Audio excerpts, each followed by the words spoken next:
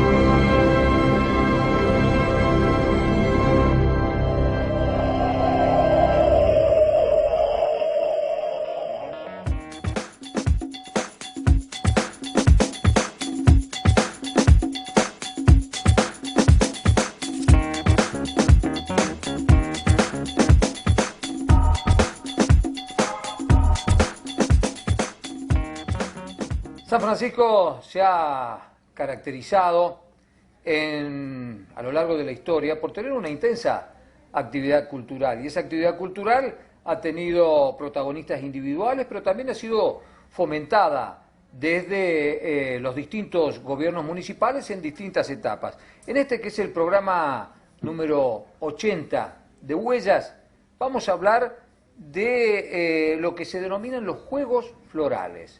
Juegos florales, ¿qué son los juegos florales? ¿Qué se perseguía con este tipo de eventos? ¿En qué épocas se realizaron? Bueno, de todo eso vamos a hablar en este, que es el programa número 80 con Arturo Bienedel, y le vamos a pedir también alguna referencia sobre, bueno, esta continuidad que tiene Huellas y que realmente nos alegra y nos enorgullece, Arturo. Sí, exactamente. Es una buena cantidad ya de programas que hemos emitido, con historias que tienen que ver con San Francisco, rescatando personajes, rescatando algunos acontecimientos, y bueno, que al parecer todo indica, nosotros vamos a tener todavía continuidad en el ciclo 2016. La verdad que la repercusión en términos de audiencia ha sido muy buena, pero también, bueno, el reconocimiento que hemos tenido este año a través de los Acorca en un esquema de competencia provincial, la verdad que habla de la calidad del contenido de Huellas, que bueno, que es algo que nos hace sentir muy bien, ¿no? Sí, y compitiendo incluso en una categoría con canales muy importantes de la provincia, ¿verdad? Y algunos canales de aire. Porque eso correspondía a distintas categorías, ¿no? Sí, señor. Entonces, bueno, y para el archivo gráfico y quienes hacemos la preparación del programa, es algo que es satisfactorio también saber que hemos ganado un espacio, ¿no es cierto?, en la difusión de estas cuestiones que tienen que ver con la historia, mostrar que el estudio de la historia no resulta algo aburrido, sino que es ameno, de acuerdo a la forma en la que se lo presenta, cómo se lo va tratando, y que ha conseguido, como decís vos, una muy buena cantidad de espectadores que lo siguen, que lo hacen saber. Incluso, ¿no es cierto?, que ellos van siguiendo el programa, y no solamente en San Francisco, sino en la región, en el país y en el exterior, a través de Internet, ¿no? Hay muchísima gente que no vive ya en San Francisco que le encanta la historia de la ciudad, y la verdad que es un gusto reflejarla. Y dentro de esa historia, bueno, toda la actividad que tiene con el mundo de la cultura, con el mundo de la poesía, y los juegos florales. Yo empezaría, Arturo, pidiéndote que nos explique, bueno, qué es un juego floral y por qué se llama juego floral. Bien, los juegos florales son una tradición que ya tiene más de 700 años y comienza en el siglo XIV en Francia, cuando gente culta de aquella época advertía que la lengua provenzal estaba sufriendo un deterioro en la forma de expresarse. Entonces comienzan a organizar lo que serían los juegos florales, que eran precisamente para rescatar lo que se llamaba la lengua provenzal, que es anterior todavía a lo que es el francés actual, el francés antiguo y el francés actual. Y se llamaban juegos florales porque se realizaban en unos espacios abiertos, que eran como si fuesen unos jardines donde iban los poetas a recitar, pero el premio era una flor que luego también se convirtió en una flor, pero con un valor metálico. la flor de plata. Claro. ¿No? Entonces tenía un valor. Ese era el premio que se le daba al A la poeta. persona que ganase. A la persona que ganase, ¿no es cierto? ¿Y era solo de poesía o poesía? Originalmente era poesía. Exacto. Fue de poesía, era para que precisamente la parte más lírica pueda expresarse de esta manera. Y con el paso del tiempo, esto se instituye en una academia ya literaria, hablamos de como de 200 años después, porque es una tradición que continuó, hasta que, pasado el tiempo, ya se deja de lado lo de la lengua provenzal y la lengua en la que tenían que expresarse los poetas era el francés. Claro. Era el francés. Luego, esto tiene réplicas en otros países, en otras naciones, por gente que también estaba preocupada por la calidad del idioma, y comienza a hacerse en distintos países, cada uno con el idioma suyo. Claro, obvio. Naturalmente, obvio. porque veían que a través de esos certámenes, hoy sería un certamen literario, Claro. esos certámenes literarios de alguna manera se recuperaba y se difundía el buen decir y Claro. la lengua en la forma y más se promovía pura. todo lo que es el mundo de las letras, ¿no es cierto? Exactamente, ¿no es cierto? ¿Qué es lo que podía expresarse a través de la palabra? Pasa el tiempo, ¿no es cierto? Evidentemente la Academia de los Juegos Florales sigue existiendo en Francia, es una de las más antiguas, y si no la más antigua institución cultural del mundo. Y así es que en el año 1936 esos Juegos Florales también desembarcan en San Francisco. En nuestra ciudad de San Francisco. Claro, Primeros Juegos Florales, los primeros Juegos Florales, 1936. 1936, con motivo de la celebración de los 50 años de la ciudad. No podía ser de otra manera que de la mano de un amante de las letras. Claro, que era el intendente, que era Raúl Villafañe. Claro. De todos Claro. modos, esto ya venía organizándose desde antes también. Tengamos en cuenta que Villafañe preside todos los actos del cincuentenario, pero él asume el 1 de mayo.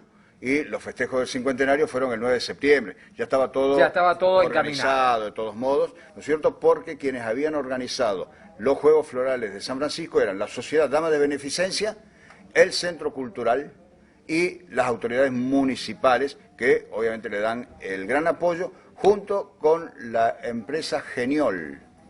Geniol Auspició. fue uso de todo el auspicio. Es más, cuando se realizan los Juegos Florales, llega a San Francisco un tren especial que traía a autoridades de la literatura argentina, entre ellos Arturo Capdevila, que vino como mantenedor de esos Juegos Florales, en un tren. Y en el tren venía con la propaganda de Geniol, en el frente del tren. Era un tren contratado. Un evento de una repercusión extraordinaria. Grandísima. Y se presentaron escritores De todo el país. de todo el país. De todo el país. Fueron unos juegos muy grandes donde el jurado estuvo integrado por personalidades de la literatura de San Francisco en aquel momento, como precisamente Villafañe, el doctor Joaquín Martínez, el doctor Mendoza Fragoso, que era un boliviano, odontólogo y residente en San Francisco, pero una persona dedicada mucho a la cultura, e integraron, entre otros, el jurado con Arturo Capdevila, que era el que encabezó toda la organización y de esos últimos días y el control de que todo sea, digamos, de una buena calidad literaria. Entre los sanfrancisqueños, que fueron distinguidos tanto en poesía como en cuento, estaba Arturo Lescano, que Claro. fue el gran ganador, ¿no es cierto?, del certamen. Arturo Lescano fue el autor de La Canción de San Francisco. De la canción de San De Francisco. La Canción de San Francisco y de infinidad de poesías y poemas. Y era un empleado, por un lado era empleado del diario La Voz de San Justo y por otro lado era empleado del Correo. Claro. En los dos lugares trabajaba Lescano en aquella época. Y el otro fue el doctor Alfredo Balini, que no solamente era, digamos, de profesión odontólogo, pero aparte era pintor.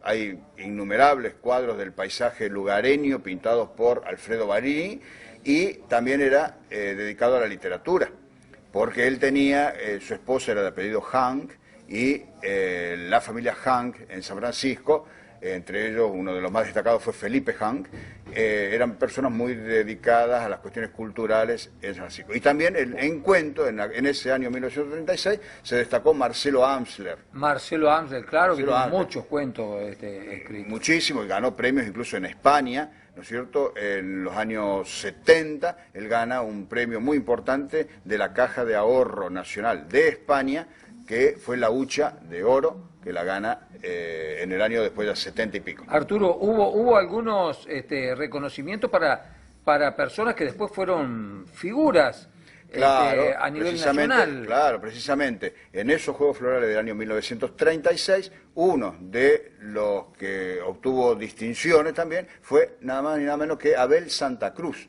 Abel Santa Cruz, con el paso de los años, era un jovencito, digamos, que estaba iniciándose en literatura, pero años después fue una figura destacada de las telenovelas, un ¿cierto? escritor Y radioteatros. y radioteatros, claro, un de gran la Argentina. autor de telenovelas y radioteatro, Abel Sí, Santa sí, Cruz. Abel Santa Cruz, que bueno, fue una personalidad de la televisión y la radio argentina. Obtuvo en los Juegos Florales de San Francisco del 36, obtuvo Ya un premio. Un premio, un reconocimiento. Exactamente. ¿Se continuó después del 36? Bueno, con los después Juegos se Florales? interrumpen la realización de los Juegos Florales y recién por una gestión muy intensa que había hecho en su momento, entre otros, la gente del Centro Cultural en los años 90, durante la intendencia de Jorge Buco, y con Alberto Navarro como director de como Cultura. director de Cultura, vuelven a instaurarse ya por ordenanza los Juegos Florales, que tenían que realizarse cada 3 años. Así que en el año 1995 tenemos una segunda edición de Juegos Florales en San Francisco, con una gran repercusión, y fíjate que el premio de aquel momento para el ganador de los Juegos Florales, que también estaba la rosa, que se entregaba la rosa Claro. metálica, ¿no es cierto?, que es la rosa dorada, la rosa de plata, el premio era de 3.000 pesos, año Dólares. 1995, Claro, pesos dólares. Sería hoy como un premio a una poesía de 30.000 pesos. 30.000 pesos, sí. ¿no? O Según sea, dónde algo- lo contás. Claro, según cómo se cuente, pero rondaríamos los 30.000 Sí, pesos. que es un premio muy importante. Sería un premio muy importante en el día de hoy. Es más, cuando ya en años siguientes, en el año 2001, por ejemplo, se realizan también los Juegos Florales, el premio baja a 2.000 pesos. Todavía seguíamos con Claro. el peso $1, Claro. pero baja a 2.000. Así que bueno, se hace en el 95, en el año 98, en 2001 otra vez, 2004 y 2007, que es la última realización que tiene. No obstante, está la ordenanza, pero sería interesante que a través de Dirección de Cultura o de los organismos literarios que hay en San Francisco se promueva otra vez la realización de los Juegos Florales, porque ubican a la ciudad en el contexto cultural nacional. Claro. Porque eso, acá vienen autores de todo, cuando se hicieron las distintas ediciones, venían autores de todo el país. Además, la poesía es una rama de las letras maravillosa y tiene muchos cultores. Claro, en lo San que Francisco y en la atrae región. cada Juegos Florales es que los que son los mantenedores, que se les llama, son figuras literarias nacionales importantes que vienen para como supervisar el trabajo, y ahí en estos Juegos Florales a veces, ¿no es cierto?, es cuestión de esperar después del paso del tiempo, puede, como en el caso de Abel Santa Cruz, que tuvo una repercusión nacional, surgen figuras que con el paso del tiempo van a ser figuras literarias. Y otra cosa importante es que en el año 2001 se inauguró en lo que es la plazoleta Villafañe, precisamente en homenaje a Villafañe, que fue el que trajo los primeros Juegos Florales a San Francisco, o durante su intendencia se hicieron los primeros Juegos Florales, se inauguró el Monumento de los Juegos Florales, que es una obra de Oscar Bolaño, que está representada en una piedra, ¿no es cierto?, un libro, y además la imagen de Cervantes. Claro. ¿No? Eso fue un conjunto, así digamos, arquitectónico, con un diseño del arquitecto Maquieraldo. Era en la época en la que era director de Cultura Oscar Cornaglia, persona también dedicada a la pintura y también si bien es arquitecto, pero dedicado a la pintura y a la poesía, y realizada por Oscar Bolaño.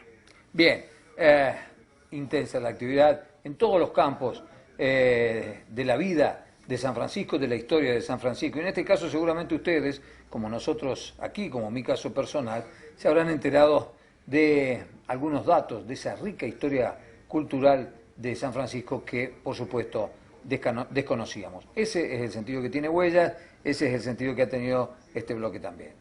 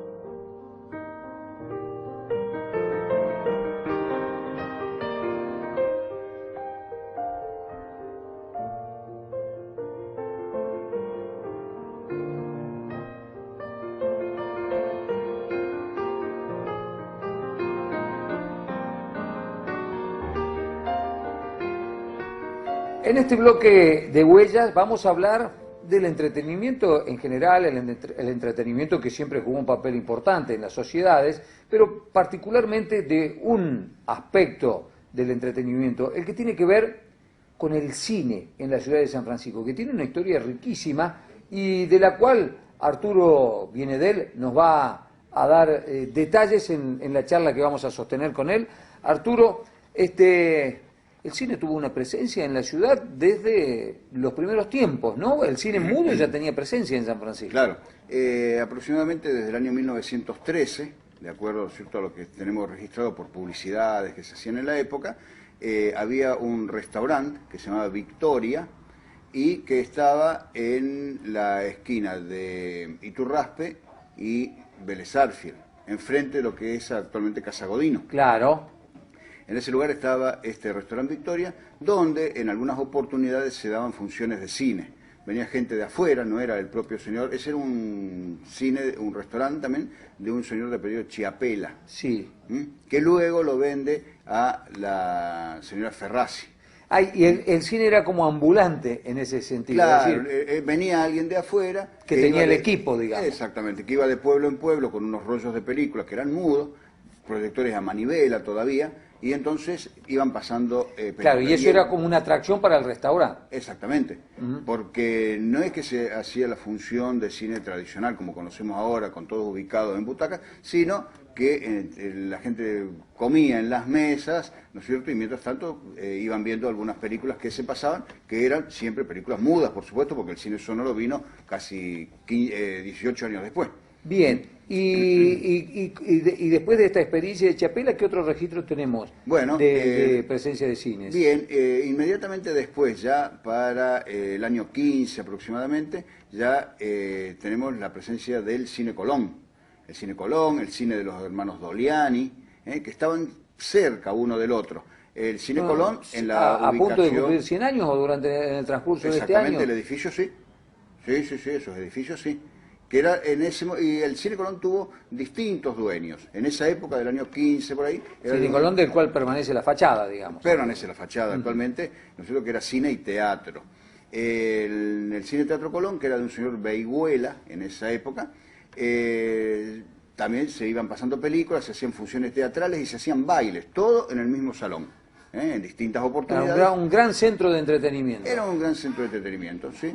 Como un superdomo de aquel momento, claro, porque de acuerdo a la necesidad del espectáculo, el salón se adaptaba. Se adaptaba al salón. Eso pasaba en todos los lugares, e incluso en la esquina donde está hoy la empresa Jorojos, ahí estaba el cine de los Doliani, de los hermanos Doliani, sí, que incluso se relata y se cuenta de algunos viejos relatos que tuvimos, que en algunas oportunidades y de noche, por el calor, se abrían las ventanas, ¿no es cierto? Entonces la gente incluso desde la ventana hacia afuera veía el espectáculo sin pagar, por supuesto. La familia Doliani que vos ya nos relataste estaba ligada al mundo del entretenimiento y del espectáculo y que fue uno de los productores o empresarios que lo habían traído a Gardel. Exacto, era José y Pedro Doliani. Era Doliani hermanos en realidad la empresa, en algunas oportunidades aparece José como el promotor, en otras aparece Pedro también Doliani. Y luego hay un Pedro Doliani también, obviamente hijo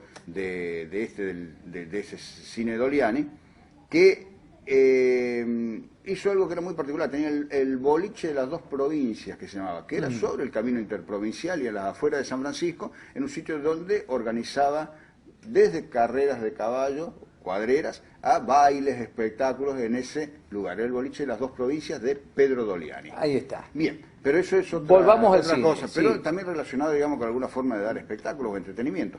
Los Doliani crean luego lo que era el teatro moderno y que después pasa a llamarse Plaza también, que estaba sobre calle Iturraspe, que es donde actuó Carlos Gardel con Razzano en el año 1925. Iturraspe y Mitre. Iturraspe y Mitre. Claro. Iturraspe y Mitre. Ubicación de lo que fue, o que todos conocemos como que era lo del Hotel Americano, en su momento, tradicionalmente. Ahora hay una joyería también y el hotel. Y el otro, sala que viene de la época, es el Universal, que era de un señor Sada. El cine Universal era de un señor Sada. El Universal viene a reemplazar ya como cine a lo que era el Victoria.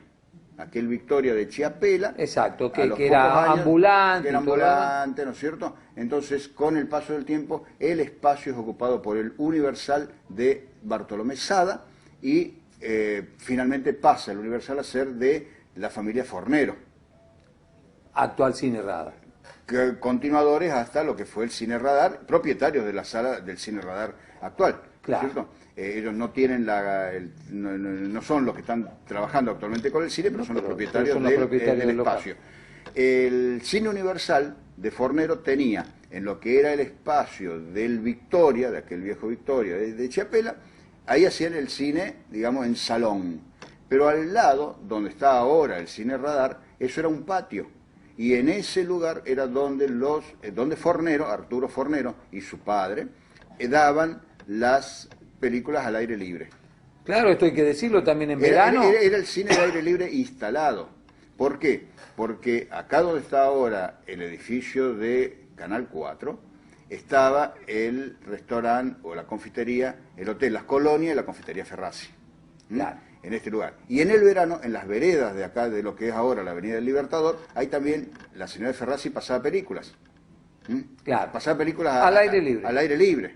Era como poner, no sé, si hay un partido de fútbol muy importante, poner un gran pantalla televisor, gigante, una claro, pantalla una gigante. pantalla gigante para ver el partido de fútbol. En ese momento se pasaban películas, que eran mudas, con las crónicas de la época dicen que era un desorden total, porque los chicos venían también para ver las películas, molestaban a las personas que estaban consumiendo, obstaculizaban el tránsito, ¿no es cierto? La gente que podía pasar en aquellas calles de tierra todavía con los vehículos que tenían, algunos eran con caballos y otros eran automotores, ¿no es cierto? Provocaban ruido y molestias a la gente y entonces siempre se sugirió que eso no se haga. No obstante, durante muchos veranos eso se hacía porque era algo que atraía gente al sitio donde se consumía. La época de gloria del cine, en la que en San Francisco llegó a haber 5 salas fijas, ¿en qué momento se dio y con qué cines? Bueno, eso se da desde el año 45 en adelante, podríamos fijar la fecha, porque ya teníamos el Colón como cine instalado, el Universal también como cine instalado, muy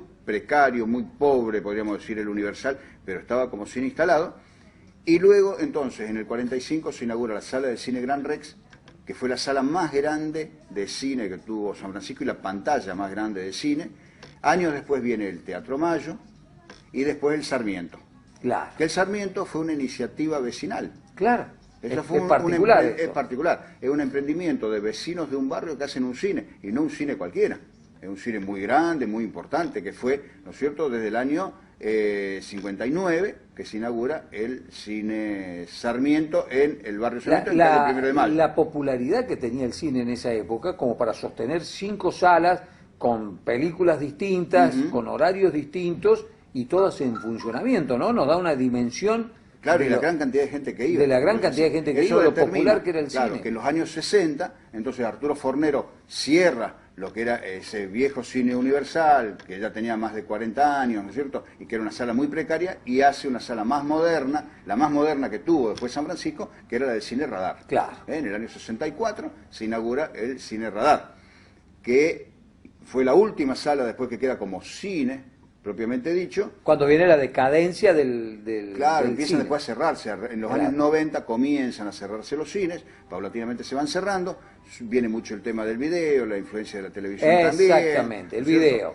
Y pero el Cine Radar se mantiene, ¿no es cierto?, con mucho sacrificio, durante muchos años. Y el hasta Cine Mayo que se mantiene como sala de como teatro. sala de teatro, como sala de teatro. Bueno, y que termina siendo, ¿no es cierto?, el Radar con el 3D. Entonces, que hoy es un sitio donde nosotros vemos que hay una gran concurrencia de personas, ¿no es cierto?, que Hay un resurgimiento del claro, por del cine. la adaptación tecnológica. Claro. Bueno, después había otro sitio, otro espacio, que estaba en calle Colón, donde exactamente está ahora la asistencia pública, que eso era también un cine y teatro que era de una entidad italiana.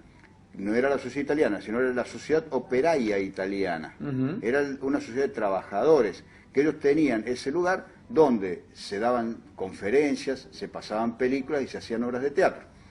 Cuando se pasaban películas se llamaba Gloria, cuando se hacía teatro era Teatro Verdi. cambiaban el nombre. Cambiaban el nombre. Las programaciones. El espacio era el mismo. Exacto. El espacio era el mismo. Según la programación cambiaba el nombre. Y luego se privatiza y pasa a llamarse Avenida. Se pasa a Avenida. Era Gloria Verdi y luego fue Avenida. Y en la época del intendente Trigueros de Godoy compra a la Sociedad Operaria y otros, en otros documentos figura que se lo compra a esta persona que lo tenía tercerizado, pero compra la municipalidad ese edificio para hacer la asistencia pública. Un proyecto que fue muy resistido, muy resistido. Sin embargo, cuando se va Trigueros de Godoy y viene después Raúl Villafañe como intendente, retoma el proyecto y hace en el lugar la asistencia pública, que es en el sitio donde está actualmente. La asistencia. Sí, siempre estuvo ahí después. Fíjate vos, ¿no? Después, porque antes tenía otro sitio la asistencia pública. La asistencia pública existe, o asistencia municipal, que le llamaban también, depende del nombre, pero era la misma cosa, desde finales del siglo XIX. Pero en Estamos hablando de la ubicación física. La ubicación física final fue donde estuvo entonces este Teatro Avenida. El Teatro Avenida, resistido después cuando fue comprado por Trigueros de Godoy, retomado el proyecto por Raúl Villafañe y con una actualidad impresionante porque bueno, ahí sigue funcionando la asistencia pública. Pero muy interesante. ¿Hay algo más que nos quieras decir respecto de los cines? Bueno, y con eso cerramos el bloque. Hubo otras pequeñas salas, como que en el caso de Barrio Sarmiento, por ejemplo, también, un señor Felipe Palmisano, que tenía imprenta, era sastre también, tenía varias ocupaciones. Como si esto fuera poco, él también hizo un cine que se llamaba San Martín. Estaba ubicado en un sitio muy chico, tuvo una duración muy corta, ¿no es cierto? No fue de larga duración, pero él pasaba él mismo también las películas en ese lugar. Era una persona de muchas iniciativas. Y al día de hoy, Felipe Palmisano es recordado en una plazoleta en el barrio Sarmiento, en las calles Drago y 9 de Julio, y Libertad. Un lindo repaso sobre la historia de los cines y también del entretenimiento en la ciudad de San Francisco.